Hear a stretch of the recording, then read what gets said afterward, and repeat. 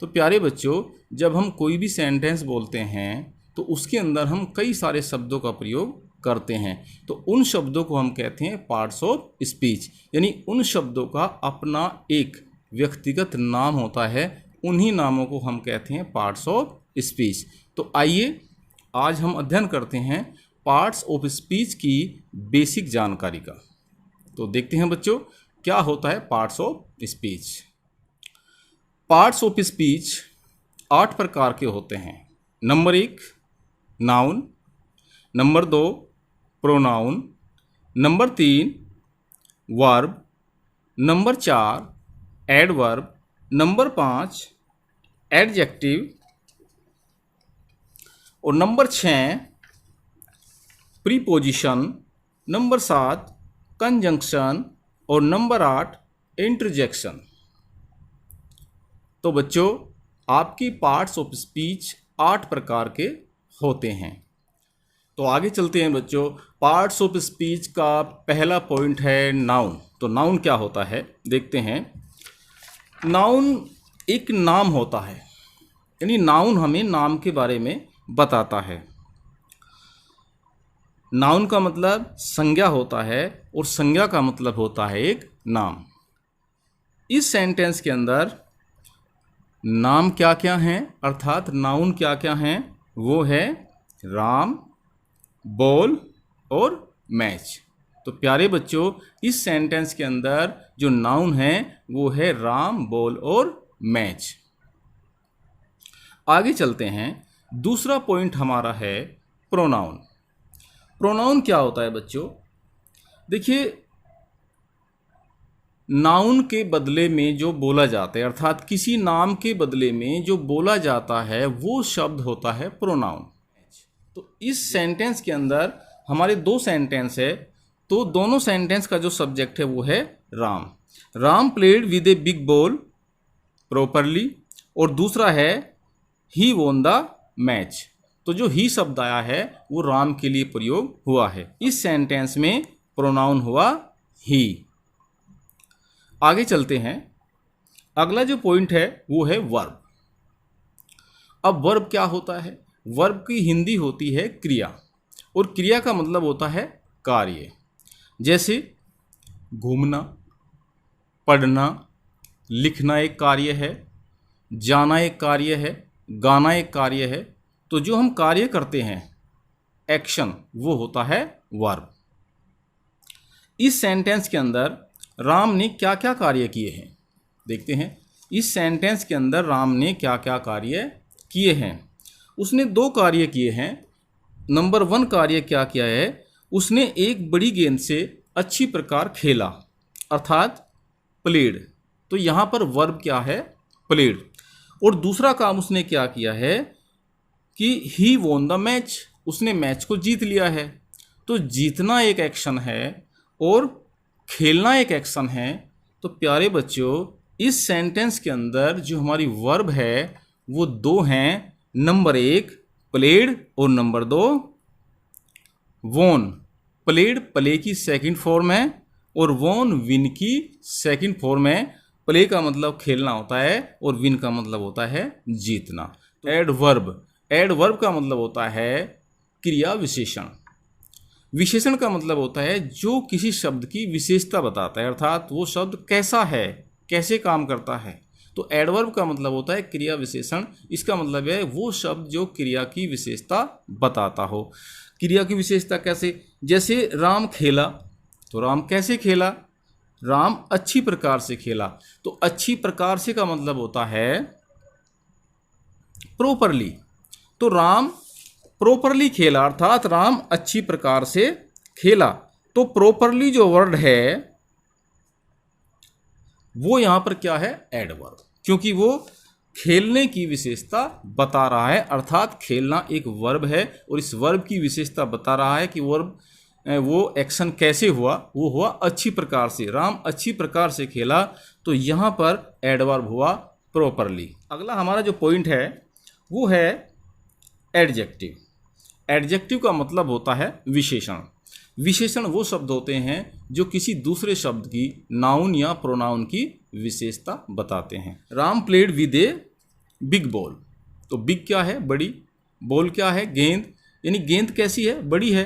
तो जो बिग शब्द है उसने विशेषता बताई है बॉल की, कि बॉल बड़ी है। तो इसके अंदर विशेषण क्या हुआ? बिग। अगला जो हमारा पॉइंट है वो है प्रीपोजिशन। प्रीपोजिशन का मतलब होता है संबंध सूचक शब्द, जो शब्द संबंध बताता है। अब ये देखिए, Ram played with a big ball.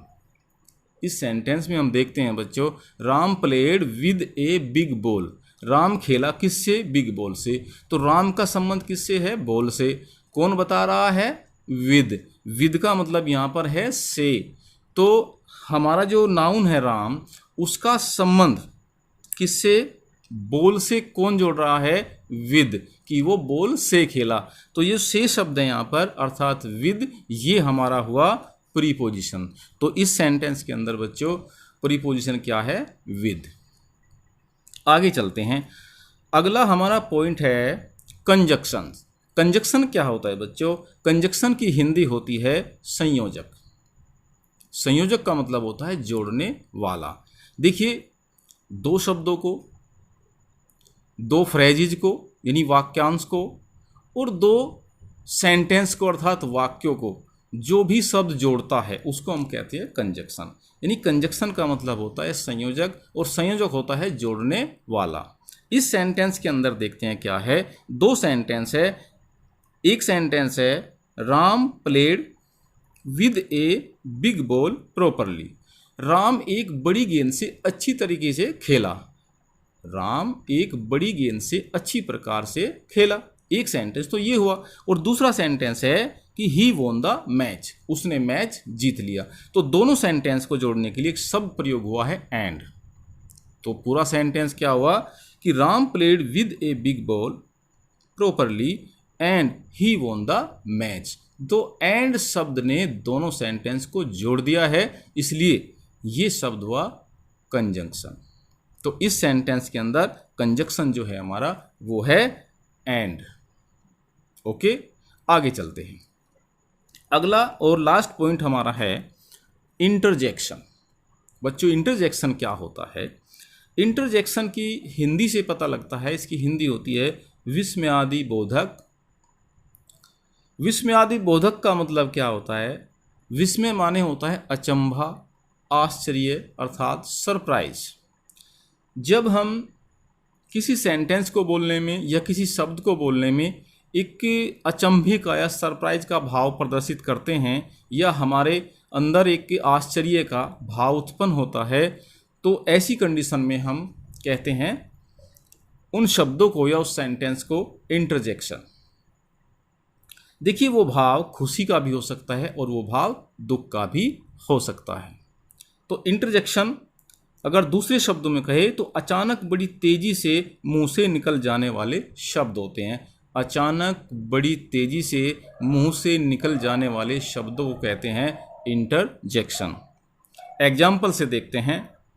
एक सेंटेंस हम लेते हैं, जब राम अच्छी प्रकार से खेला और उसने मैच जीत लिया, तो वहां पर जितने भी लोग थे उन सबके मुंह से यकायक एक आवाज निकली, वाह क्या शानदार जीत है, वाह क्या शानदार जीत है। और इसकी अंग्रेजी हो गई वो what a great victory, what a great victory. तो ये एकदम अचानक मुंह से निकला, अचानक ही एकाएक हमारे मुंह से निकला, और ये भाव था खुशी का, क्योंकि जीत जो मिली है खेलने के बाद में वो हमें दिखाती है हैप्पीनेस, अर्थात खुशी। और एक खास बात ये होती है, जहाँ पर इंटरजेक्शन वर्ड होता है या सेंटेंस होता है, वहाँ पर मार्क ऑफ एक्सक्लेमेशन का प्रयोग किया जाता है, अर्थात विस्मयादि बोधक चिन्ह का प्रयोग हम करते हैं। तो वो व्हाट ए ग्रेट विक्ट्री, तो वो शब्द आपका क्या है? इंटरजेक्शन। और व्हाट ए ग्रेट विक्ट्री, ये सेंटेंस जो एक अचंभे से खुशी के भाव से बोला गया है, तत्काल बोला गया है, तो ये दोनों क्या है? इंटरजेक्शन।